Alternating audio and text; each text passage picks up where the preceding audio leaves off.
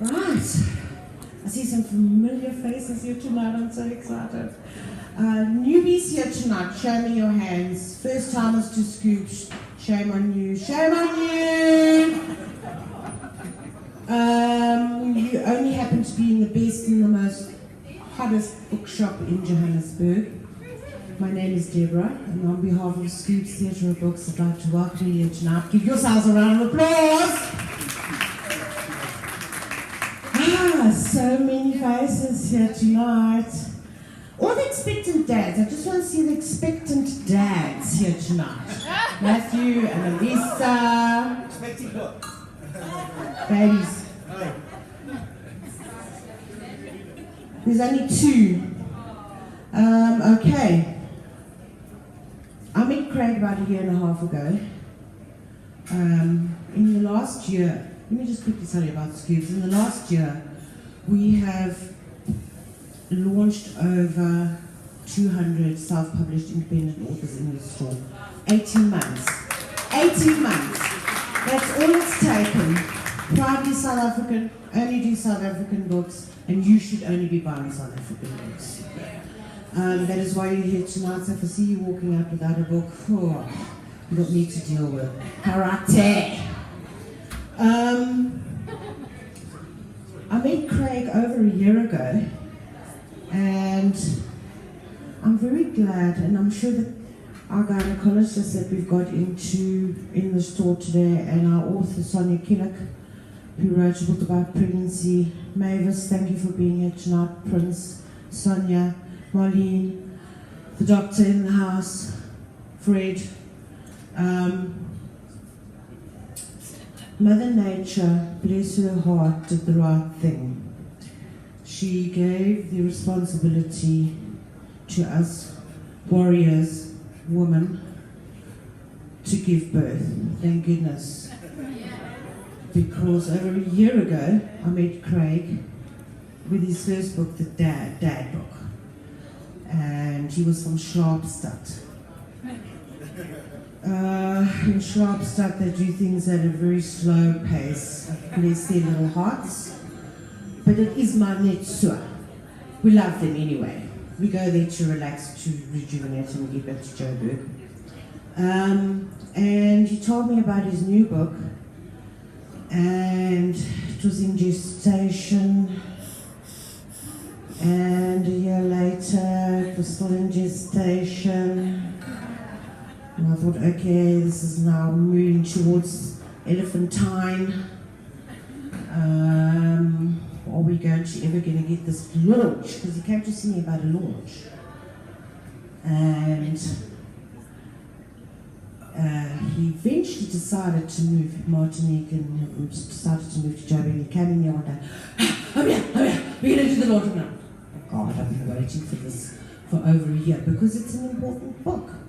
There are no pregnancy books written by fathers or about fatherhood or things like that. As far as I don't know, I did some research, not in South Africa anyway, when they make babies by an ongoing rate. But there's no books written about it. And my terms and conditions say, I'd like your books a week before the due date of your launch. This morning we were doing cesarean, because too busy. Us women don't get too busy when we get pregnant, we just get on with it. Cesarean, Craig, your books, honey, where are they? Oh, I said to him last night, I got home and I thought, I don't have the books. We're giving birth to the launch that I've waited over a year for, and I still don't have the books. Oh no, he says, I'll bring them at you at 3 o'clock tomorrow afternoon. I said, no you won't. And I switched off my WhatsApp. Get the books to me. We've got channels, honey. We go through channels. You know, you have to go through an anaesthetist, and you have to go through this, and then all you push this bloody baby out. Did he write the right topic? Did he write about the, did he do any of this pregnancy thing, how we go through all this? And thought, I'm not listening to him. Just get it done. People that know me know that. Straight talk breaks no friendship, we get on with it. I'll get my sister Chrissy to get them to you this morning. 11 o'clock this morning, or 10 o'clock this morning, still a baby for tonight. Craig, your book, Sonny. Chrissy, thank you. Where is she? You saved the day. It's a Chrissy, ne? Kirsty. Kirsty. Thank you for bringing the books this morning. And so we are here tonight to celebrate this wonderful man. Annalisa, thank you for coming through to play tonight. Annalisa's wife's having a baby very soon. He walked into this. November. You see, you got the gestation you got it all wrong again. And Annalisa walked into my office and I gave him the book. I haven't got a copy. I said to him, oh, here it is. This is what you need. Your wife's having a baby. This is what you need. And that's why Annalisa's here tonight, to hook up and synergize with Craig. And I think we're going to go into conversations next year. We're starting a thing called Words Out in conversation with these guys that can talk about this on an open platform. Over 200 authors, our newest one tonight. It's been a journey, my friend. I love you to bits. I at last have got you in my clutches. Martinique, where are you? And I'm not going to let you go, because not only does he written this fabulous book about being a father, he also supports gender-based violence, abuse. And I really want to take this to the next level with the authors that have written about this next year. So I'm not letting you out of my clutches. You're going to be busy next year in Johannesburg. I'd like to welcome you from my heart. He comes in, I've had 4 spinal fusions, and it's not funny. And Craig just comes in and he puts his arm around me and he goes, I can walk again for the next 3 months. Thank you for saving my life every time you walk in here, and for those beautiful hugs, Craig. I am so happy you're here tonight. It's been such an honor to meet Martinique and you, and for being in my life for so long, because you've been here for so long. The authors in the house, thank you so much for being here. And ladies and gentlemen, I hope you are going to enjoy the evening with Craig tonight. Please give him a round of applause. Thank you. So the first mistake was getting Deborah the mic. But thank you for that introduction. And thank you so much for coming. It reminds me of a bad joke. I went to a 21st once and the guy said, I just want to thank you all for coming tonight, but most of all I want to thank my parents for coming 21 years ago. I wasn't supposed to say that. But it's, the genesis of this book has been interesting, because the first book I wrote, the Dad book, that was fully inspired. It was inspired by my son. My son, when he turned 18, he wrote me a letter and he said, the letter just started, Dear Dad, I just wanted to write you a letter. It says, thank you for being my hero, my role model, my best friend, and my brother, but most of all my dad. I mean, that just was, I said to him, it's the best gift I've ever received in my whole life. He said, you could have given me a Porsche, and that letter was the best gift I've ever got. And the book came out of that. And the Dad book, it's been around for a couple of years, and that was just I was passionate about writing it. I'll tell you a few stories about why. But the It's a Dad book came about because a hospital in Cape Town, we were staying there, called Genesis, it's a brand new clinic. They came and said, can you start giving courses for our expectant dads? Because there's just nothing out there. In fact, there's a book, I'm not sure what it's called, but it's got about 230 pages. It's a pregnancy book. And there are about 200 pages for moms, and there's about 30 pages for dads. And all of those 30 pages are what you need to buy for the mom. I mean, there's nothing out there for dads. So we started running this course at the clinic, and I wrote material, and I had to learn all kinds of stuff. I mean, my last child popped out when 21 years ago. Last just turned 21. So this is very ancient history. So I had to really do a lot of research, and luckily there were a few lactation consultants and people in Cape Town who were very, very instrumental in helping me to write the book and take it and say, is this true? It's a lot of Googling and a lot of different kind of research. My experience of the birth of my son was interesting, because we had a natural birth at Santa Clinic down the road, and Luke popped out, and you expect angels to ascend and descend from heaven, and you expect sirens and lights and all. And I stood there, and first of all, I mean, it's a very messy process. It's very, I mean, you cannot believe what just keeps coming out. And I remember standing there thinking, I was tired, she was tired, and thinking, I really didn't sign up for this. Because Luke popped out, and he was ginger haired for a start. I had to really go and check out my gene book to make sure this was even possible. Ginger haired, he was squashed, covered with all kinds of stuff, grey eyes. And I remember standing there thinking, I really should be bonding right now, feeling something. And all I was feeling was, this is an alien that's coming to my world. And, you know, it was a whole mixed bag of feelings going on. And so this is the kind of thing that I realized that dads just don't hear about. I mean, no one had told me this kind of journey. So the whole thing about writing for dads, for expectant dads, became somewhat of a beautiful journey. I mean, you think about it, when a dad becomes, well, pregnant, when his wife becomes pregnant, it's all about the mom, isn't it? Which is fantastic. It should be. I mean, it's about the mom. She's going to go through the journey. But the dad's kind of a bit of a gopher. It's not about him. Then when the child comes, it's all about the child. So he's kind of in the vaccine. It's about the mom and about the child. And he's a bit, which is fantastic. He supports and he loves and he does what he does. But it's not about him. So there are very few people talking about the dad journey. You know, what does the dad go through in this whole process? And dads often feel a bit alienated. And after the baby, there's this little intimate circle, you know, of mom and baby, and all her needs are fulfilled, and the guy's a little bit on, you know, on the outskirts. So it's about that kind of thing. So the book came about that, and it's really quite a simple book. It's a very easy read, and it starts off with becoming dad. Okay, so you're going to become a dad. You know, now that you're dealt with it, what are your feelings, what are your emotions? And then it's about living with a pregnant woman. And that can be beautiful, and it can also be quite oppressive. At one class, there was a prenatal class, and I tell this joke. I say, what's the difference between a pregnant woman and a terrorist? And some of you may know.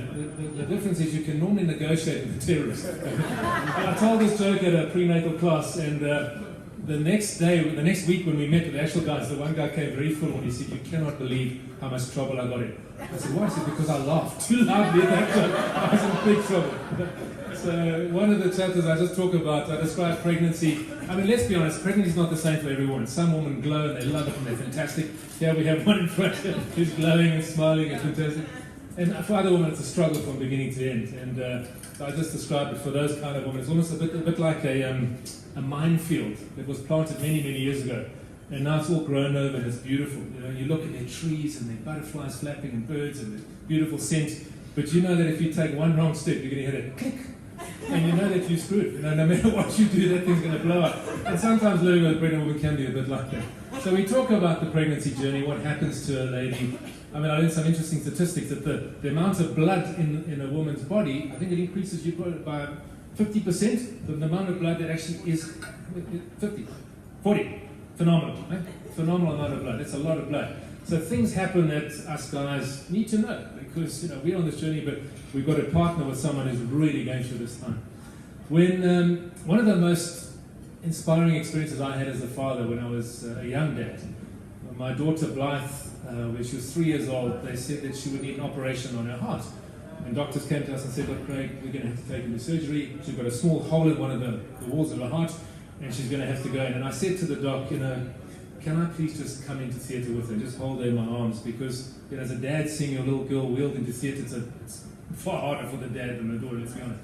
So the doc said, fine, I put on the gown and the mask, and he actually let me hold her in my arms and put the mask over her face as she went under anaesthetic. And then when she came out, I was there to welcome her back to consciousness.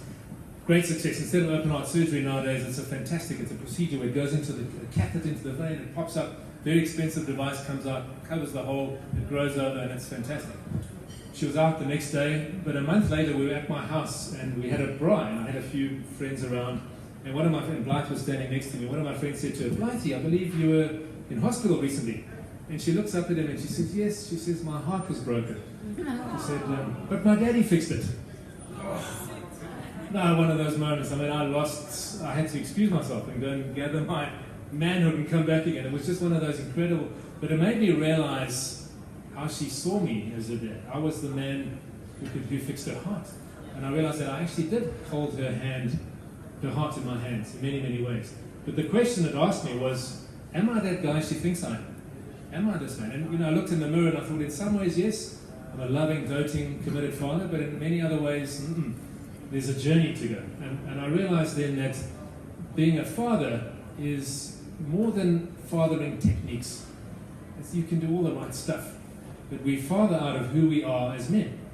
And who we are as men, we need to be and become that man so that we can impart to our kids what they need from us. Another experience I had, I began to realize that the questions that boys and girls ask of their fathers are different. When we lived in Knysna for a while, we had a shooting incident here, we moved down to Knysna, and you think Cape Town, sleepy, Knysna was crazy. But I remember coming home from work, and my kids were, I think at the time, 10 years and 7, and Luke used to come, my son barreling out when I had this big white combi, I ran a company called Up and Down, come up the driveway, he'd come barreling out and tackle me, and dad, dad, dad. And my daughter used to do that sometimes too. She's a real tomboy. She loves all kinds of crazy activities. But she would often stay inside the house and sit down, and she'd be sitting at a table with some material she'd written or something she'd made, and I realized that she wanted me to go and find her. She wanted me to go and seek her out and find her and say, my precious, you just, wow, look at you. And when I did that, she came alive. And I realized the question that a boy asks his father is, Dad, do I have what it takes? Am I strong enough? Am I powerful enough? Do I have what it takes to be the man this world expects me to be? And as a father, you need to be the one who's the man imparting that sense of masculinity. Imparting to him, you've got it, my boy, you've got it. So when he wrestles with me, when the young bull pits his strength against the older bull, you're imparting that sense of, you've got it. But what the young girl asks is, Dad, am I lovely? Am I worth pursuing? Am I worth fighting for? Do you notice me? Am I lovely? There's a different question that she asked. Because remember, your daughter, the father is the daughter's first romance. The father's the son's first hero. And the questions they ask are so crucial. So when you seek out and find your daughter and romance and love and tell her, my precious, you beautiful, she comes alive. What's interesting, if you as a mom give a dress to a young girl and you say, you look so beautiful, she loves that, she comes alive. But what she's really waiting for is for daddy to come and say, my precious, you just look beautiful, you're a princess. The primary role model for every child is their same gender parent, isn't it? For a young girl, she looks to her mom to model what it means to be a woman. For a young boy, he looks to his father to model what it means to be a man. And this partnership is so fantastic between the masculine and the feminine. If you think about it, every one of us here today is here because of this beautiful creative dance between a man and a woman. It's one way of putting it. A beautiful creative dance. Hopefully we're beautiful. But we're here because of that. And the world continues to operate beautifully to the extent that that beautiful masculine, feminine dance continues. And so children ask of their father so many things, and it's the father to actually give it. Someone wrote when he said that every father is the architect of his home. And one of the things that I wrote about in the dad book was that one of the things that we as fathers need to do is create a sanctuary in which our children actually flourish and thrive. So the dad book came out of real passion for just being a dad, loving it. I was a single dad for many, many years. And then I remarried Martinique, and she became a wonderful stepmother. But during that 7-year period, there were a lot of questions that I needed to answer, a lot of things that I needed to do as a father, and much of that was written in that book. So the It's a Dad book talks about the pregnancy journey, it talks about preparing for birth. What's fascinating, and Sonia wrote a fantastic book about this. I mean, anyone want to speak to anyone about how to give birth, Sonia's your lady. I won't repeat the title, because it's got an expletive in it. But fantastic book. In fact, conversations with her also helped a lot with the It's a Dad book. But the preparing for birth is an interesting thing for dads, because you know, us men, we love to fix stuff. If there's a problem, we want to fix it.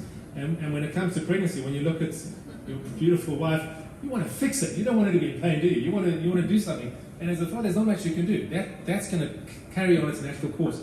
And science has gone full circle. I mean, there used to be a time when women were put up in stirrups and there were bright lights, and the birth itself was a very traumatic experience. And what we learned, what recently we returned back to the birth, where it's interesting enough, the same kind of environment where a woman is where you seduce a woman is exactly the same kind of environment that's best for birth. Soft lights, bit of romance, no stress, no discussion of bonds and payments, etc. It's all about safety and warmth and no surprises and no bright lights and no intruders. So the role we play as a father in gatekeeping that scenario is phenomenal. You want to be the seductive gatekeeper that just keeps this environment perfect so that the birth can happen. And what's so beautiful about nature is that the hormones that a woman produces to assist the birth, to dilate the cervix and to push the baby out are what they call shy hormones. In that environment, that seductive environment allows him to come. An environment where there's sort of sudden surprises, it clamps up and the hormones don't come. So we talk a bit about the birth, and we talk about meeting your child for the first time. As I said, my meeting of Luke was quite traumatic. And I felt guilty because I thought I should be loving this alien-looking creature. But, But 3 days later, or just after he came out of hospital, I remember driving along in my car and Luke was strapped in next to me. And the song, this Bryan Adams song comes on. You know that one, Please Forgive Me? I won't sing it. But it comes on. No, you don't want that. You'll cry. For the wrong reasons. It comes on and tears are just pouring down my cheeks because I'm just so in love with this alien creature that now in my life. So the bonding happens, it comes. So we talk about meeting your kid for the first time. And then we talk about sex. It's the thing that got you into this trouble in the very first place. There's an interesting quote I came across. It said, amnesia, the condition that allows a woman to have sex after having labor. So we talk about sex during pregnancy and sex after pregnancy. I mean, it's something that, a guy after his child comes along is ready to go. I mean, but there's a waiting period and there's a process. And I say in the book that the key to reigniting your sex life is when she feels like it again. And you're the key person in making her feel like it again. She's not feeling very sexy. She's getting her emotional needs met. I've got a young father nodding there. We'll see. Early days. Early days. And then we talk about just the things that every father needs to give to his child. With early day back home, someone wrote and said having a newborn child is very much like a frat house, like a commune. There's lots of vomiting, and a lot of things are broken, and things are just a bit crazy. And I think it's a bit like that when you bring a kid home. But the things that a father needs to give his child, and for me, in the first book I wrote about the 12 bad verbs, 12 things that every father needs to know and practice and embrace and put into practice in being a father. And they fall into 4 categories. I won't go into all of them. But the first category is that every father needs to see his child. Every one of us has a deep desire to be seen, don't we? And what's interesting is people often fall in love with the very first person who gets them. Think of the scenario of a dad on a Saturday afternoon watching sports and he hears a knock on the door and he goes and he opens the door and there in front of him is this apparition, this dude with these dreadlocks. Not the cool dreadlocks, the kind that insects have taken up residence in. And there's a cloud of smoke, and it's illegal because you remember from varsity days. And there's a motorbike throbbing in the driveway. And he says, "Hey, dude." I mean, right then, you're considering whether the life sentence might actually be worth what you want to do to this guy. He says, "Hey, dude, I'm here to see your daughter." And you say, "No, you're not." And you hear this sweet voice behind you, it's your daughter, and she says, "Hey, Dad, that's Brad. He's here to see me." You're completely confused. You say, "What?" And she says these horrible words, "Dad, he really gets me." I mean, isn't that so? You often fall in love with a person who gets you, even though they're wrong in every other way. And us as fathers need to be that man who gets his kids, who sees them.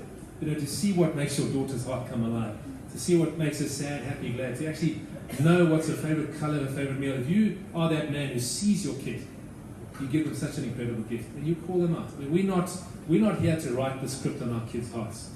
We're here to help them read the script that's already written on their heart. And that's the role that a father plays. Helps to call them out and identify them. The second thing that we need to do is we need to validate them. It's one thing seeing someone, but you need to say, "Son, daughter, I see you, and what I see is good. What I see is that this world's a better place because you're here. As your father, I bless you, and I endorse you, and I validate who you are, because that's what we need. All of us grew up with this yearning for validation for who I am. And the father needs to be the first man, the most important man, who actually sees, gets, and validates. There's that story in Dead Poets Society, I don't know if you've seen the movie with Robin Williams, where the one kid is an actor and he's in a school play, but his dad actually doesn't want him to. His dad wants him to be a businessman. So the dad just doesn't see who his son is. In fact, he refuses to go to the play, and the son actually ends up committing suicide. And the reason is he wanted the validation of his dad to see him, and his dad just didn't do it. So us as fathers, we need to validate our children, to give them that endorsement. And the third thing is to create a sanctuary. If you think about the potential in every child, it's phenomenal, isn't it? And you think about it as a seed, maybe a little acorn. In that acorn is the potential to be a massive oak tree But the extent to which that acorn becomes a massive oak tree, it depends on the environment that the acorn is planted. The nutrients in the soil, the water it gets, the protection from the environment. You know, Cape Town along the waterfront, I don't know if many of you have seen, there are trees that have grown there, but they've grown skewed because of the blowing wind. They're not very tall, they're not very leafy, and they're very skewed because of the wind. And you think, you know, they've survived. And one of my pet hates is when people say to me, you know, Craig, kids are tough, they survive. And I say, well, yeah, you would survive an amputation, wouldn't you? But you're not going to thrive in that. We want our kids to thrive. We don't want them to survive. And so we as fathers, and you know, I'm talking about fathers, moms play an equal and crucial role in this. We're there to create the environment in which our kids can actually flourish and thrive. Do we create a toxic environment, or do we create an environment in which they just flourish? You know, the worst wounds that our kids will ever get are not physical wounds, are they? They're emotional wounds. And we as fathers, I talk about the lack of grace. That every father should have around him this space. It's safe. When you come here, you're safe. No matter what happened at school, no matter what anyone said, no matter what you've done wrong, here you're safe. There's a lack of grace, and you're safe in this. We create that environment in which our kids can flourish and thrive and grow and just become everything they need to be. And the fourth thing, which is the fourth cluster of dad verbs, is we need to equip our kids for life.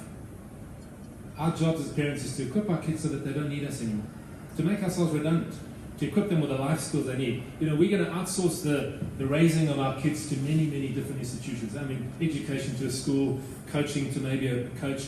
But the one thing you cannot outsource is the teaching of your kids life skills, equipping them with the skills that they need for life.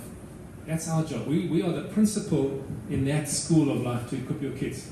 Recently this year, so my son Luke's 24, he's living in New Zealand, and my daughter Blythe is just turned 21. And this year I had the bittersweet job of taking her to the airport and dropping her off, and she flew off to Cambodia to teach English for a year. And it was one of the hardest things I've ever done in my life. It was so much harder than I thought. So a week before she left, I took some time out and we went hiking.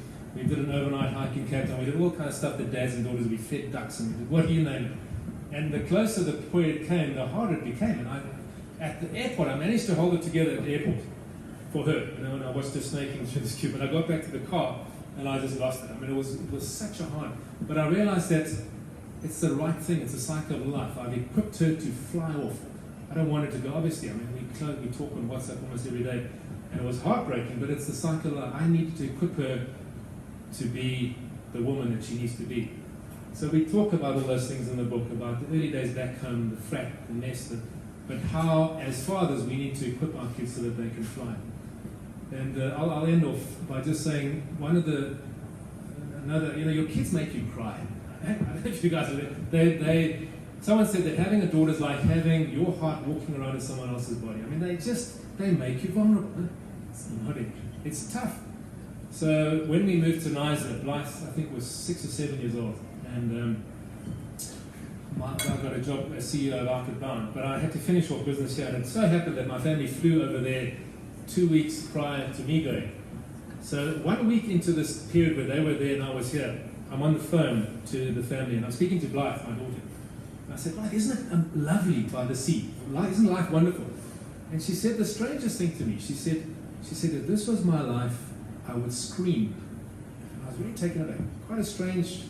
I said, why, my precious? What's happening? I got quite a fright. And she said these words. She said, because you're not here, Dad. And I mean, again, I just lost it. And I realized then that the two most important words in a dad's dictionary or lexicon, 2 words: be there. Be there. Be there physically, be there emotionally, be there spiritually, be there when the milestones happen, but also be there when the milestones don't happen. Just be there, engaged and present. So many dads today, so many people, I mean, so many friends, we're not there, are we? You know, we're just disengaged. We're stuck in our cell phone or our laptop. We're not there. And the key thing that a child needs is the engagement and the presence of dad in their lives. So this is a topic that I'm deeply, deeply passionate about, and very excited about this book, because although it's a very small book, it's full of interesting and amusing quotes, and it's a very easy read. I think people generally these days have a very low concentration threshold, but I think men are probably even worse. We want something quick that we can read. You know, hey, amen to that. Yeah. So just also thank you so much to my wife Martinique. She did the beautiful illustration and the layout inside the book, played a key role in that. And Are there any questions that anyone would like to ask on this topic? Tomorrow my daughter will be a week old. Yes. So Congratulations. Yeah, awesome. How's the sex? I can tell you, I'm sure I'll get to the point where I'm egging my wife on, but I understand the situation, and that, she's just gone through birth, and she had to have a few stitches and things, but she had a natural birth, so I'm really proud of her for that, and we did have it at Genesis. And but yeah, from my point of view, what can I do in the next few weeks, just from an encouragement point of view, and just being there for her, what can I do, what can I say, just to help her through these early first weeks?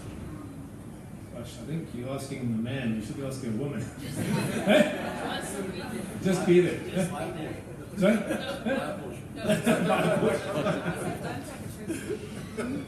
Don't take it personally. Don't react. Right. The hormone levels are busy coming back down, so she's going to go from I love you, I hate you, I'm just happy, I'm miserable, and it's not you. So don't add fuel to the fire. Yeah. It's not you. It's just everything, So just you need to be and chocolate. And buy chocolate. Yeah. My husband said to me, he's going to get a chocolate gun. When he comes to the front door, he's going to shoot at me. So he's Chocolate before wine. Yeah. Couldn't say better than that. What advice can you give a dad who works away from family, comes home once a month, but has to go to work again and friend for the family? Right. That's a very real situation. Thank goodness for technology, because we can stay engaged. I was a divorced dad for quite a while, and for about 3 years didn't live in the same house as my daughter, but I spoke to her every single day, and I was completely available. I said, and that may not be the situation with some guys, but you say, I will answer every call that you put, even if I just answer to say I'm in a meeting or phone you back, but just be available, and you can be. A lot of divorced dads, and I'm not saying divorce, but a lot of guys that are not living with their kids, they get further and further apart. But you've got to be very intentional about staying engaged, staying involved, giving advice. So as often as you can speak, you speak. And as often as you can listen, listen.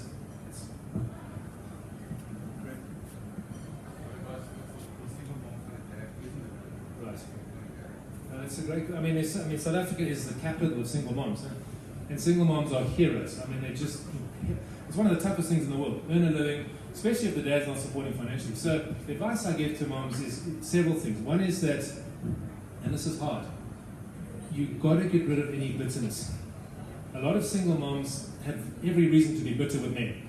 They do, because they've been let down. And so have their kids. But the first thing to do is get rid of bitterness. Because if you think about it, as a mom, you're modeling to your daughter what it means to be a woman. And you're also modeling to your son the value of manhood. So if you're a bitter woman, and you're speaking badly of men, you're feeling that he's going to pick it up.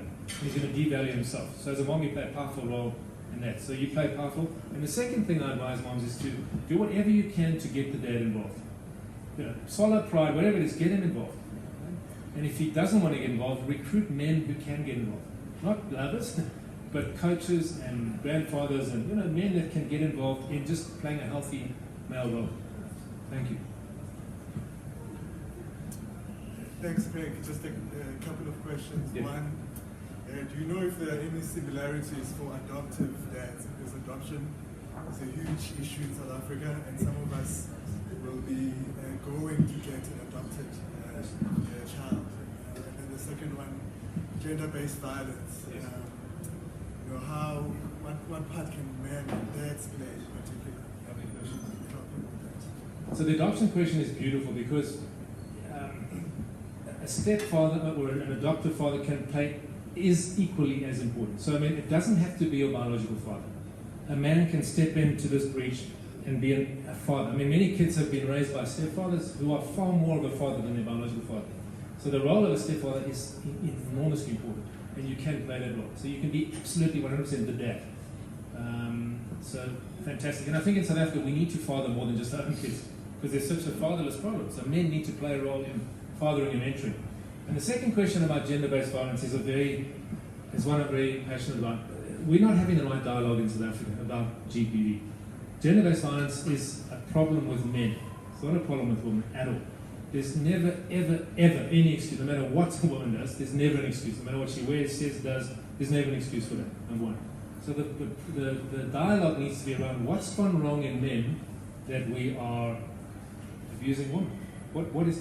And the fundamental thing, if you look at it, I mean, it's a much more complicated psychological, but the fundamental thing is a man who feels deeply inadequate and weak and less than, who feels a need to dominate, to feel like a man. So it's emasculated, impoverished men that do this. You know, in the UK, after a Premier League soccer match, domestic violence spikes.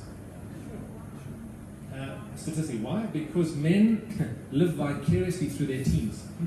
So if I'm a Man United supporter and they win, I'm the man. You know? If they lose, I feel less than because my masculinity is not intact. Because of the lack of validation, I don't feel like I'm a man enough. I have to go home and dominate someone to feel like I'm a man. It's a sick thing, but this is the reality. So the role that men play is, number one, you validate your son to the point where he does not need to prove that he's a man. He knows he's a man. And the way a man uses his strength is to love, serve, protect, honor, provide. That's what our strength is given to us for. Men are strong. We've got testosterone, we're strong. But the reason we're strong is to love, serve, protect. And I say to men that we're designed to be dangerous. We are. Men are designed to be dangerous. But never, ever, ever to a woman or a child or to each other's brothers. We're designed to be dangerous to whatever threatens them. So in a real world where every man is using his strength well, we wouldn't need a police force, would we? We wouldn't need an army. So what men do first is they train their sons. They validate them and train them as to how to use their strength. And the second thing men needs to do, fathers, is to teach their daughters the value of womanhood. So a lot of us mess up in that regard. If you're driving along in your car and your daughter's next to you, remember, your daughter is looking to you as the most important man in her life. So how you treat women tells her how valuable women are. Makes sense? How the most important man in her life values woman tells her how valuable she is as a woman in the making. So you're driving in a car, someone cuts you off and says, "Oh, stupid woman driver." She's a woman in the making. You're teaching her that women are less than. So we value how we treat women across the board is how she's going to grow up. So if a woman grows up knowing what she's worth and knowing that she's worth loving, protecting, fighting for, chances are she's not going to get involved in destructive and abusive relationships. So those are the two things that men can do. A quick answer. Ponce recently climbed Kilimanjaro, and she made, some of you did that a while ago, but she made Father Nation her cause and her charity, which is the NGO that I run. So love her. Yeah, you know how close this is to my heart. So when I read It's a Dad, mine is not a question, it's more like a comment. Thank you so much for the book, because I think most couples, they drift apart after the child is in place, and it's purely because they don't understand the dynamics of pregnancy and of like a new mother and a new baby. Most of the fathers don't know how to handle that. So I found a very good baby shower gift for me, for my friends that are expecting, because it's all about the mother, and I think this is like purely a very good gift for the fathers that are expecting. So thank you so much for the book. I enjoyed reading it, and I understood how it can actually heal the relationships that are actually drifting apart when there is when there's a child and there's a pregnancy, and some people they purely don't understand what we women go through.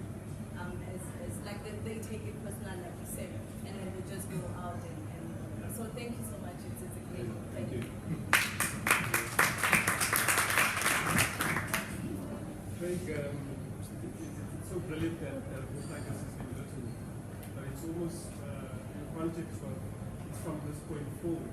Yes. So I think the dads to be that are coming, that are going to be in the future, have got a great tool to help them. You know, there's a community behind them where they say you've never been taught to be a dad, and oftentimes I think men have perhaps inadvertently failed, you know, without realizing.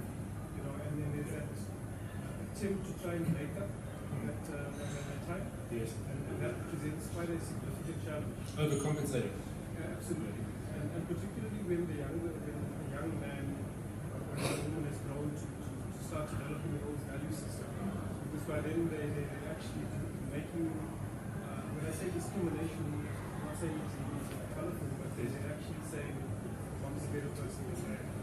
You know, I don't want this person in my life. Does the book help to kind of address that, or is that a gap that's... Not really. I mean, that's. What was the question?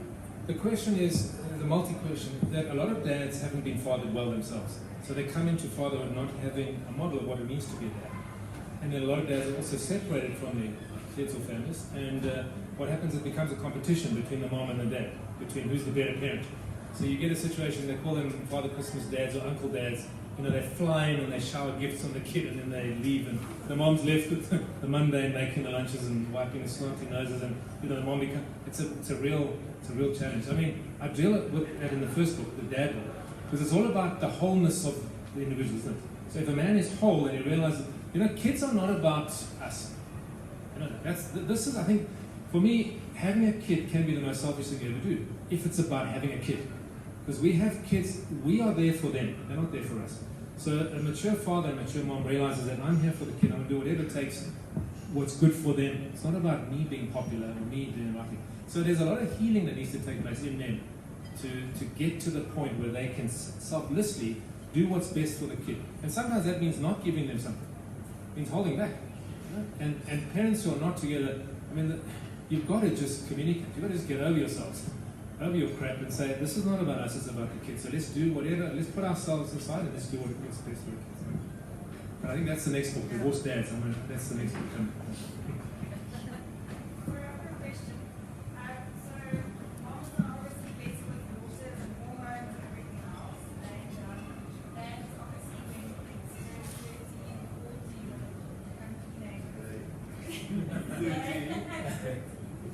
How would you suggest the dads deal with new changes of girls and hormones and everything else? Because obviously some of this new concept for dads to all of a sudden this flush of hormones, and how would you as a dad deal with that? Look, I don't think there's any, I mean, one guy put it well, he said, before I had kids, I had 6 theories about how to be a kid. Question. Make a statement. Is that not similar to your pregnancy description? Minefield. Teenage, 13. The same minefield that dad is. Can be. You know what the key is for me? The key is intimacy, engagement, and knowledge of your child. So, I mean, I was very lucky with Blythe. I mean, so I can't really speak of dad had a bad experience. We were so close that when the changes came, I was the go-to guy for her to talk through those changes. So I'll give you, I mean, I'm just talking very honestly. When I was growing up with Blythe, she used to love showering with me. Thought dad would always shower. And at one point I thought, when is it appropriate to not do this anymore? You know? And I thought, you know, and what I decided was I'm not going to say a word or do anything. It's going to happen totally, and it did. You know, as she approached puberty, she started showering a bit less with me, and then there came a point where she just wasn't. You know, there was no awkwardness or, I don't know, boys don't shower. You know, there was none of that. It was just a very. So the closer you are, and the healthier the relationship, and the more engaged you are, the more intimate you are, the easier it is. I'm not saying it's going to be completely fine, because yes, hormones and irrationality. It's the same as discipline. If you discipline a child and they know you absolutely love and adore them and you're with them, it's okay because they'll get over it.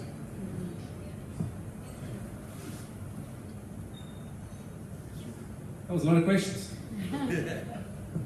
Debs? Where is she? She's gone. I love the idea of a divorce dad. Yeah. Yeah, definitely want to do that. Get your input. Yeah. You've been there. Yeah. They're still there. Are they? No, exactly. Yeah. You don't look like a divorced dad. Sex change loves. I want you to see it by the cover. Yeah, Craig, I think we often read books on playing better golf or being better at business or marketing or whatever. And it's good that there's people like you out there writing those sort of books. It's necessary.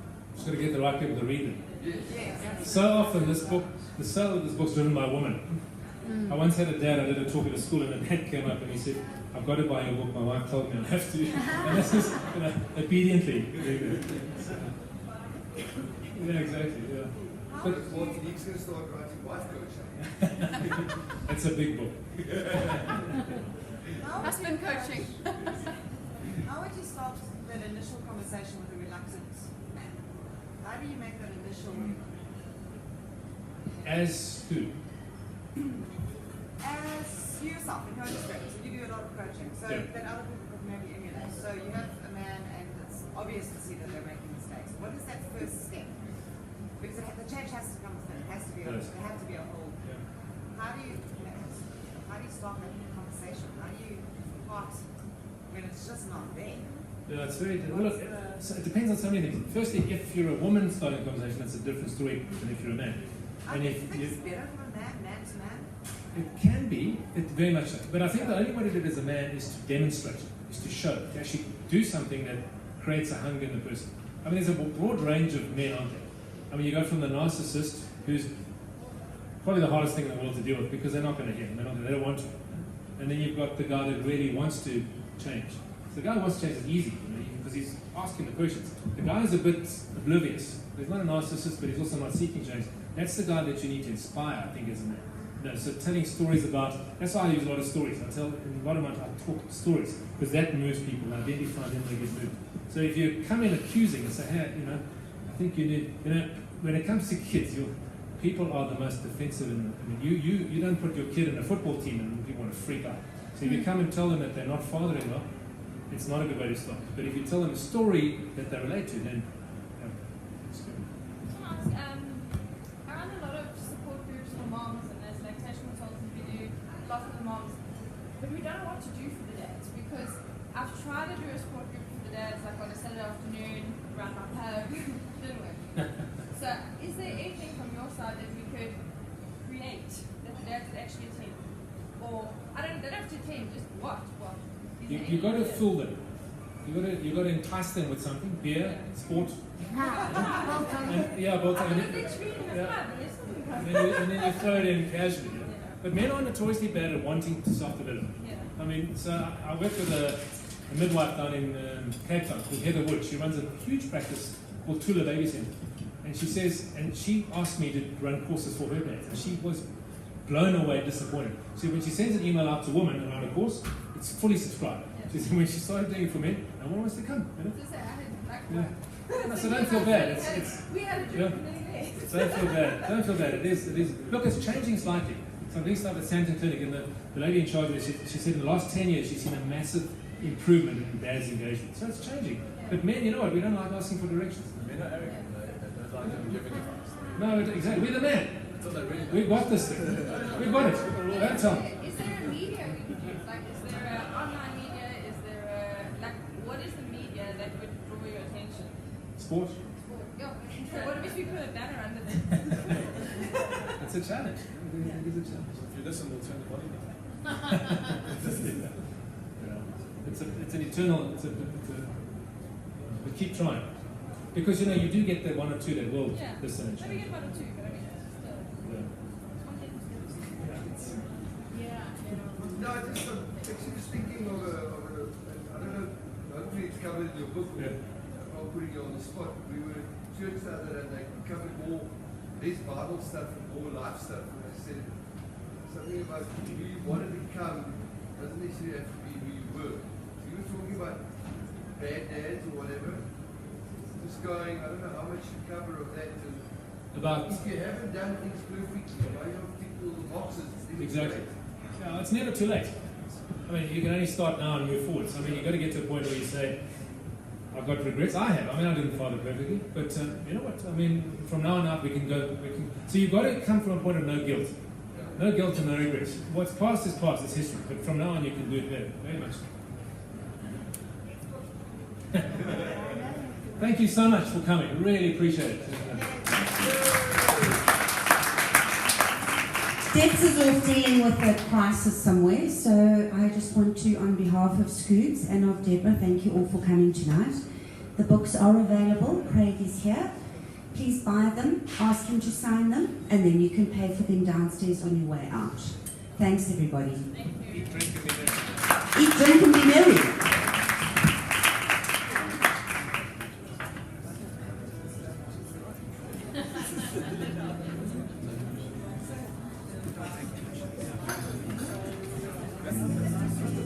I want the first. Okay. You take the chances. It's a real play.